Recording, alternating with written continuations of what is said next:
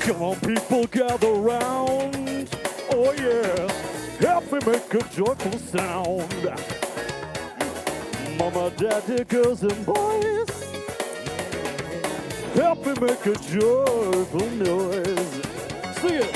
Come on, give me a shout of victory. Overcomers and conquerors we cast off the spirit of worry and careful. Don't lose us tonight, cause it's time to break out. Hallelujah! Hallelujah! Hallelujah! I got the joy in me. All right, whatever. Stop it.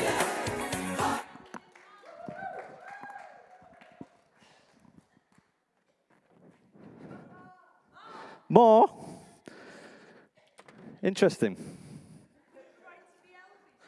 I don't know what I was trying to be then, honestly. Did you enjoy that? Was that joyful? No, well, I know. I was going to invite you up, you know. It's a dual song, isn't it? So what if I got up and did that next week? You'd probably go, all right, oh, he's doing it again. Oh, that was good. Do it again. What if I did it the week after as well, the same? Yeah. You'd be like, okay, he's doing it again. What about the week after? Now, how many times are you going to have to see that before the joy doesn't work anymore? I don't know, that's just a question. Right, I'm going to try and get my screen sorted out here. Where are we? Please work. Got my stuff again. Is it going to be there? I'm technical, yeah. I know. Well, hey. All right, there we go. Just going to zoom in a little bit. Right. Oh, another thing on joy. Well, I've just sang about joy there, because I think, like, what I'm talking about today, I suppose it's kind of like wonder and joy, and I don't know. like Jenny said, and thanks for the intro, because it's just contributing to a conversation. But I thought it was interesting, like, I was searching for joy on Google, and it gave me a graph of joy over the years. I thought, that's interesting. Let's have a look at that. It's actually the use of joy in books. So how many times it's been mentioned? As you can see, I don't know if you can see the date scales on there. I'll try and zoom in. But I was born about here, just right in the dip of joy there. Which I don't know what that says, but I don't know what was going on by the 80s that was just like, no joy here. But it does start to pick up again, and that's quite good, isn't it? But it's sort of, the graph actually ends at 2019, so who knows where it was going to go after that. Or was it the Falklands War?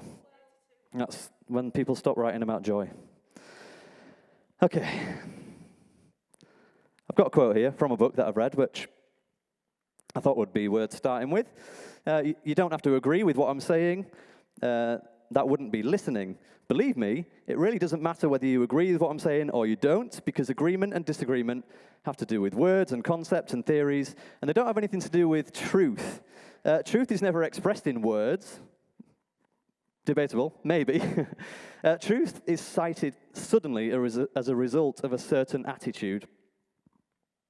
So you could be disagreeing with me and still cite the truth. But there has to be an attitude of openness. It's been said this morning, arms wide open. Willingness to discover something new, and that's important. You're not agreeing with me or disagreeing with me. So that's from a book called Awareness by Anthony DeMello. I've quoted it before. So childlike wonder. For this, I was thinking a lot about The Lion, the Witch, and the Wardrobe, which many of us are familiar with here, having done like grottos and got involved with the story of that. And for those who don't know about it, it's about 4 children who discover a door to a new world through a wardrobe. The world's filled with wonder, mystery, danger, adventure, talking animals, a she-beaver, and a he-beaver. Okay, that's interesting. But they meet the divine, they have a transformative experience, and then after years, they end up back home through the wardrobe, where no time has passed at all. The thing that's interesting about Narnia is it's all centered around children. It's children that discover the kingdom in the unexpected places. Jesus said, "Truly I tell you, unless you become like children, you will not enter the kingdom of heaven." Now, if you remember last time I spoke, I said that the kingdom of heaven was more about the here and the now rather than a destination, or not necessarily a destination, after death. And all that Jesus is talking about is waking up to that reality. But children are capable, as we know, of endless wonder. And I see it with my own kids. And with that wonder comes joy. I actually happen to think that joy is our default state, actually. And it's only like our accumulation of attachments and dependencies and beliefs that actually stand in the way of that. So I don't think it's a state you can achieve by trying. You can only choose what takes away that joy. And unfortunately, we are very good at choosing stuff that just sort of kills off the joy. But I think I could probably flesh that out more another time, actually. So how many of you in here could relate to having some kind of divine, transformative experience as a child, maybe? I know, like, I talked to lots of people who have had things happen, like, when I was 5, this happened, I had a touch from God, I felt the Holy Spirit, and you kind of just end up living there forever, actually. And that can be all right, that's okay. I'm not here to take anything like that away from you. But, I've just said it, haven't I? I've spoken to many people about the encounter. They've had, it could be like hands laid on them, could be a jacket thrown at them, as Benny Hinn does, if anyone's seen that. That's wild, by the way. He's going around like throwing his jacket at people and they're going, "Whoa." I've seen stuff like that, though. In fact, there's a picture there, isn't there? Can you see that one? That's down there, that was a normal Sunday morning for me. I don't know what that doll is. And I don't know if that was involved as well, but you know what I mean? And I was like, that's fine. That's what we do on Sundays. And again, I don't say that to take away any experiences from anyone, because I've done that myself. I've done the falling over. Now, let me just track where I was. Yeah, some might have had that experience as well by just reading the Bible as well. Just something happens, something clicks, so you have something that you would describe as a touch from the Holy Spirit. So I can't say what that means for you. I'm not looking to take anything away. But for me, as wonderful as I might have felt, it probably helped entrench a belief system that I already had because of the circumstance of those spiritual experiences. So I can tell you, like, I've always been a bit of a skeptic, even as a child. Like, I would always kind of shy away from getting involved with these kind of weird spiritual things that were going on. Like, we'd often have people lined up and you'd touch them and they'd fall over, and you've probably seen it on TV if you haven't seen it in real life. But there were many other things as well. Like, we used to sing a song called "I Walk by Faith," and all the children used to run up and down the aisles, and I used to hide under the pew. I'm not a conformist, right? It's not in me. But one week I was like, right, I'm going to go up for prayer, and I'm not going to fall over. I'm going to stand up. Watch this. I was saying to myself. Anyway, I did. I fell. Whatever that is, I don't understand. It might have been just the heightened emotions of the situation. But anyway, I felt something, and I still remember how I felt. Time stood still. I felt light as a feather. I felt wonderful. I was like 7 years old, and I still remember it. Now, I don't know what I necessarily think of that anymore. But anyway, back to Narnia. The children want to go back to Narnia. But the professor who owns the house that they're staying in says something very interesting. I wish somebody would have told me as a child, after my experience, what he tells them. Somehow I missed it in the book as well, I think. Or it was kind of there. It came to me this week as I was thinking. But here's what he said. I'm just going to read the highlighted bits just for time. "You won't get into Narnia again by that route. Yes, of course, you'll get back into Narnia again someday, but don't go trying to use the same route twice. Indeed, don't try to get there at all. It'll happen when you're not looking for it. Oh, you'll know all right. Keep your eyes open." So he talks a little bit about keeping it a secret, don't tell other people, and to some extent I kind of agree with that, because you don't want to. In fact, I've written down here before I try and freestyle it, because I don't want to miss any of my points. Yeah, so he said, keep it to yourself. It was an experience for you not to convince others of Narnia or give them an expectation of having the same experience that you had. And of course, when I'm talking about Narnia, you understand what I'm talking about, don't you? Like these experiences of the divine, these thin places that we've talked about here before. Another very wise man actually said, he said, don't try to get there as well. Another wise man said this week. Most of us don't get into the zone because we are trying to get into the zone, and in trying to get into the zone, our focus is not on being in the zone, and that means you don't get into the zone. Joel Chapman, WhatsApp. The book of WhatsApp. So, you don't get back in through that door. Once things become familiar, our wonder decreases. We start to get a belief and knowledge about how things work. We no longer see the magic in a blooming flower. We see biology. We end up no longer allowing for possibilities outside how we think reality works. So, I've got this little clip here that I wasn't sure if I was going to show it, because every time I watch it, I don't hear what he's saying. But I put it in there because something resonated the first time. But I think it's more to do with outgrowing an experience that you've had. He's actually talking about meditation practices, and he's like, I found this one that's really good, and but don't get stuck doing this because it just leads you somewhere else. But just listen to what he says. There's no subtitles. There's no subtitles, but I have written underneath what he says. Because the reality is that you won't be the same person throughout your whole life. We're continually evolving and growing. We only struggle when we stay stagnant in a current identity or a current situation. Okay, so every belief that you hold to be true right now will eventually become a limiting belief when you want to grow and take it to the next level. So the most important thing that we need to know how to do is to be awareness. Stay as formless awareness, the I am, beyond the I am this or I am that. Because the reality is that you won't be... Sorry, it just repeats over and over again.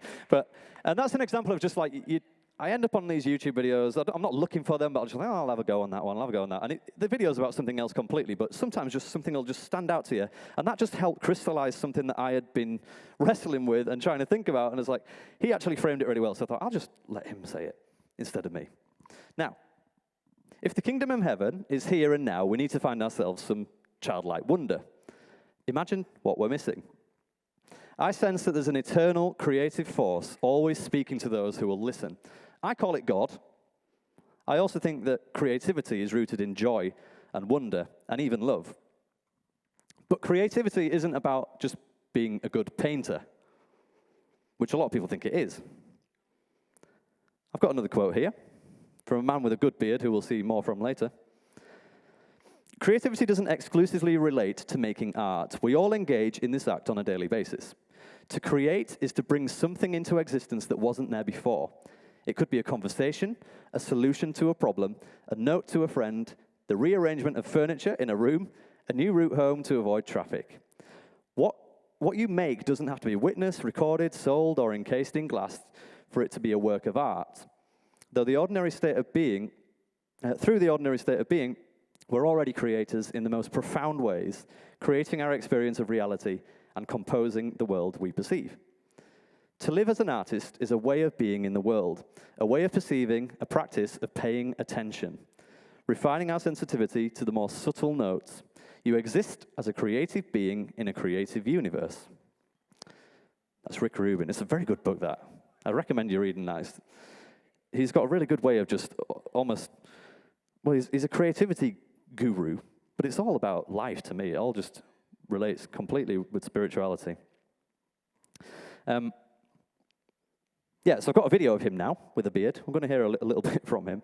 I'm hoping that the sound will be okay, and also that I'll try and put the subtitles on for you just so you can read it.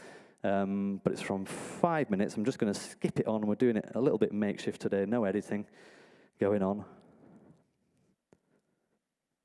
There, we'll start it about there and just see if you can hear what he's saying. I'll maybe try and put the subtitles on. People will resonate with it if they're supposed to resonate with it. We really are talking about magic. We're talking about like the universe conspiring on our behalf if we let it. And to be in this flow of catching these waves that anyone can catch if you're trying to catch it, you're open to it, you see it coming, you take off on every chance you get, and sometimes the ride happens, and it's remarkable. It's remarkable how it happens. And it doesn't come from, it's not preconceived, it's not an idea, it's through the doing. These things that want to be, that the universe wants to happen now, comes through us. And if we don't do it, maybe someone else will do it. Have you ever had that experience where you have an idea for something and you don't do it, and then 6 months later you see that someone else has done it? It's not because they took your idea, it's that it's time for that. And you can act on it or not. And if you see, and the artists, the best artists are the ones who have the best antenna for this material that's available. It's coming through. The best comedians see the best jokes. They see them coming. We all live in the same world. The way you see it, you have the best joke because you see it best. And one of the reasons you can, I believe that you can see it best is because you don't believe what the structure around you assumes to be the case. So much of it has to do with humor. Like when it's good, it makes you laugh, even if it's not funny. You know, like the surprise nature of things. When you hear the unexpected, you laugh, and it feels good. It's a good feeling. Because what collaborating is about is we're always collaborating at all times with the universe. That's how it works. Like we're taking in information, we're vibing on it. In the past, when someone would recommend something to me, it sounded like it wasn't for me. It's like, oh, okay. Now, if more than one person recommends something to me that sounds bad, I always check it out. Because it's like the universe wants me to know about this. The way it tells me is a couple of people came up and said, why don't you check this out? That's, if we listen to what's going on around us, you can overhear a conversation in a coffee shop, and it is the setup for an idea that you're talking about, the right way to say a particular joke that you're working on. You hear a phrase. It's not a phrase you commonly use. You hear someone else say it. My experience is when you are open and looking for these clues in the world, they're happening all the time, and they're happening often right when you need them. All right. Thank you, Rick, again. I would highly recommend just watching all his stuff, actually. That video is 3 hours long, and he is talking to a comedian there. That's why he ends up using the sort of comedy angles. But yeah, he says, the clues are happening all the time, often right when you need them. I mean, that video does raise some questions sometimes about things like, if the universe is conspiring, does that suggest that there's some kind of predetermined destiny or something like that going on? Can't go there now, haven't got time, maybe another week. But Jenny said to me many times with regard to preparing for a talk, either you'll find the message or the message will find you. So this week, I thought, I'm going to let it find me. I'll open my eyes, I'll listen, be aware. And I started with the blank page before me, opened up the dirty window, let the sun illuminate the words that I could not find. At least I had a song. Which turned out quite good, didn't it? Because something happened there, didn't it? Right, I was doing my daily walk, which is where I have many of my shower thoughts. People have these thoughts in the shower, don't they? I don't. I'll tell you why later. And the word synchronicity kept coming to me. I'm aware of it as a concept, but I've not really read too much into it before. So, I'll try and explain it a little bit. Is it on the back of that one or this one? There. So synchronicity refers to the sensation that coincidences are more than just chance. Carl Jung defined it as a causal connecting principle. That's a bit weird language, but it goes on to explain. A meaningful coincidence of two or more events that appear to be unrelated but are experienced together. It means that the events do not have a cause and effect relationship. Basically, they're just purely random, and you can't see how the two events are related, but they do something to you. They have a greater significance or meaning. An example of that would be, in this example, I think the examples are quite good, and there's some quite other good ones. By the way, all this material will be available for you to read on the blog. It's that idea of thinking about someone that you haven't seen for years, and then suddenly you start thinking about them, and then out of the blue they'll call you or send you a message. Seeing repeating numbers. Now this one's a bit of an iffy one. Seeing the same numbers over and over again. Like I used to know a guy that would be like, it's 11:11 again. Looking at the clock. Every time he looked at the clock, it was 11:11. And it's like, you can derive meanings from that, and I'm not even going to start going into numerology and things like that. But there are these patterns to numbers and things that people believe. Anyway, the point is that there's coincidences, and they can speak to us, and they can do something to us. Let me just see where I was. I must have removed that part. What I was going to say was that it's an iffy subject because it's often it plays on the delusional a little bit, and you have to be very careful sometimes, I think. But just take what you get and see where it goes, but don't obsess about it. Don't try. Weigh it up. Because I know that people who are on the verge of like quite severe mental illness see coincidences everywhere, and I've seen that in my everyday life. It's quite fascinating. Okay. So on synchronicity, I've got some examples of it in my life. Now, I'll try to go over this quickly because it's quite a long story. But basically, years ago, probably about 10, 12 years ago, I was sitting in that pew there, and I had this picture in my head, and it was like, it was a Wednesday night meeting. I don't know, someone was maybe talking. I saw an upside-down tree, a tree that was all like dry and ugly, and the roots were hanging up in the air. I was like, what was that? Anyway, that image stayed with me for weeks and weeks and years, really. And eventually I started to Google what that was. I searched for upside-down tree. And it came back with something called the Baobab tree. I was like, oh, that's interesting. And the more I read about the Baobab tree, it was absolutely fascinating. Just like I can't go into it all now. I'll probably do another week on the Baobab. But the point is, this is what the universe, God, whatever it was. I mean, back in those days, I would say it was a word from God. And I would still say that, actually. I think I've gone full circle on calling things what they are. But it just you feel a bit uncomfortable saying that. But I've started to feel comfortable about saying the universe told me this, or the universe is giving me that. So I don't know. It's however you want to frame it. Anyway, Anthony's Facebook, he shared this picture. This is years later, after I'd sort of mentioned that there's something about the Baobab, and it had some significance, and they read into it. And I was like, that's the Baobab in the background. That's amazing. So I messaged them and said, I saw your picture.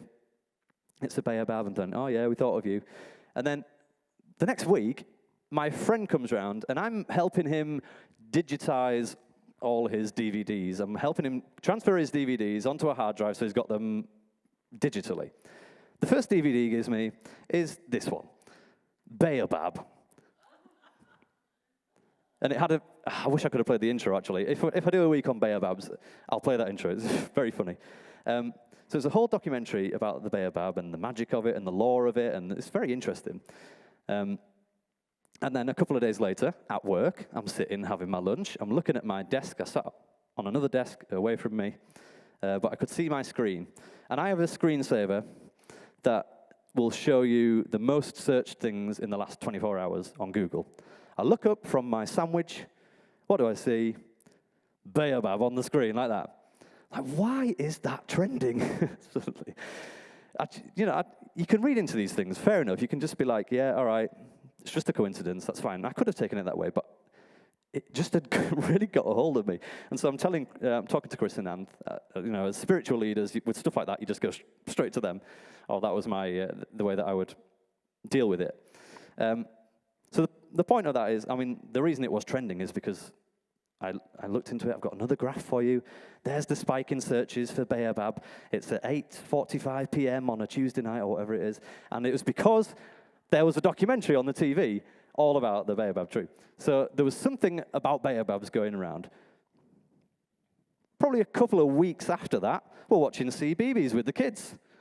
Where do they go? Madagascar. The go-jetters go to Madagascar, to this place where there's all the Baobab trees. Like, what is going on? Now, where that ended up, if nothing else, we've got a lovely mural painted by Claire on that wall with some wisdom on it. Take time to have a look at it. It's, oh, wow, is it 11:15? Right. I'm not even halfway through. Right, well, I'll probably, short on the synchronicity bit, but the point is, when the universe, God is speaking, it just grabs you, and it's everywhere. And it's a little bit frightening, a little bit freaky, but don't be freaked out about it. Just weigh it up, take it in, see what it's got. I will actually show this other slight bit of synchronicity. A part of Twin Peaks came to my head. Twin Peaks is one of my favorite series of all time. It's fascinating, it's a bit dark, it's a bit weird, just how I like it. But there's this quote that's in it. It said, I'll just play it for you. I wanted to start with this, actually. I have no idea where this will lead us, but I have a definite feeling it will be a place both wonderful and strange. Just like the melodramatic way that he says these things. The whole series is like that. It's funny. But anyway, what I found is this system that I'm using here is something that we have at work. And I realized that my boss had written a whole thing under this when I searched for it in the system, because I knew it was in there somewhere. And I'd never read this before. But just check this out. It says, many creative gurus advise you to approach things with a childlike sense of wonder, with eyes wide open, instead of worrying away at them with a furrowed brow. And to trust your instinct and intuition instead of relying on intellectual analysis. Your intuition taps into a lifetime of experience, insights buried deep in your subconscious. This scene also illustrates the many discoveries that are accidental. There's a character called Andy in it. He often happens across important clues and discoveries when he's not even looking for them. So, as Cooper says in the scene, coincidence and fate figure largely in our lives. Now, fate, okay, whatever. That we'll talk about that again when we talk about determinism. I just thought that was really encouraging to read that, because it's exactly all the stuff that I've been talking about this morning, because it just came up. Now, where do I go next? I'm nearly there, I think, actually. I'm not rushing. I'm just trying to chill. Yeah, so I could probably talk all morning about coincidences, and maybe you think about some of the ones that have maybe happened in your life. I'd be surprised if some of you haven't experienced something like that, but if you haven't, keep your eyes open, keep your ears open. So this week I put some music on shuffle, and I'm not trying to read too much into that, while I was working. And a song called The Glass by Foo Fighters, which is one of my favorite bands of all time. I've kind of gone off on them in recent years, but they've got some new stuff that's really resonating with me. But this song hadn't really grabbed me before, and I was just about to skip it, and I thought, no, there could be something here. Let's just listen to it. And it was amazing, actually, the stuff that was in it, because I've been thinking about the death of God after Rob's talk last week. And I was thinking about my own relationship with the divine and how it's gone from firm believer, bearded man in the sky at one point, to kind of a little bit agnostic, to almost atheist, beyond that to something much more expansive than it's possible to actually imagine. So the song it's full of grief, and it's about the death of the drummer in the band who tragically died suddenly last year. But it took me back to a time of crisis or a storm in my life, actually, as I listened to it. Even though I'd intellectually understood our journey as a church and the deconstruction of Christianity and who God is, it was only intellectually. And finally, I got to experience it. And it was very unpleasant. I was relying on old, entrenched beliefs of God, which didn't seem to be helping the situation. I had my dark night of the soul, my own, my God, why have you forsaken me moment. Please just have a listen to this song for a few minutes and reflect what the words might mean to you on your journey. And I'll be back with the last bit. Now, I think there's probably too many ways to interpret those different lyrics, which is why I left it open to you, actually. I didn't want to go into too much of like different potential meanings, but just the idea that there is, in that moment I've found that there's now something that's between, the divide became evident. And even though it's like glass, you can see through it. There's something to the words being able to see through something as well. There's lots of different meanings you can derive from those lyrics, and I think it's written in that way on purpose. Anyway,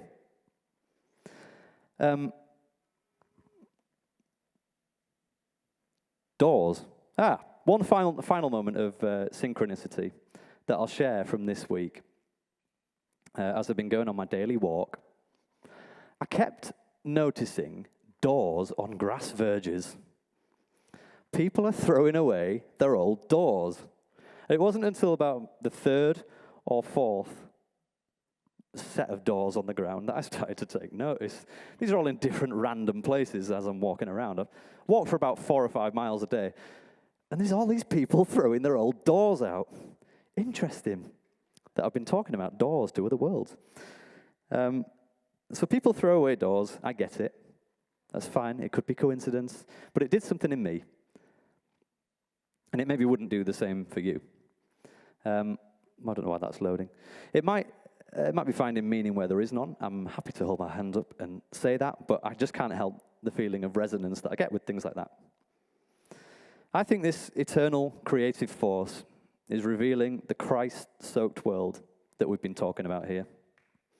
We've had some great messages on the Christ, and I would advise, maybe put a link to some of those to help with understanding of that. And how we often get stuck worshipping the door. Now, I understand that is a controversial thing to say. Rather than going through it and experiencing the banquet of life. I think I'll leave it there for this week. I hope I haven't overfaced you. There are a few more things I could have crammed in, but you'll see there's some more cards on there, but let's leave them. That's for another week. But I'd encourage you to just be aware this week. If something grabs your attention, sit with it for a few minutes. Keep your eyes open, keep your arms open, be aware, and keep awakening and participate in the eternal creation happening around us. Thank you.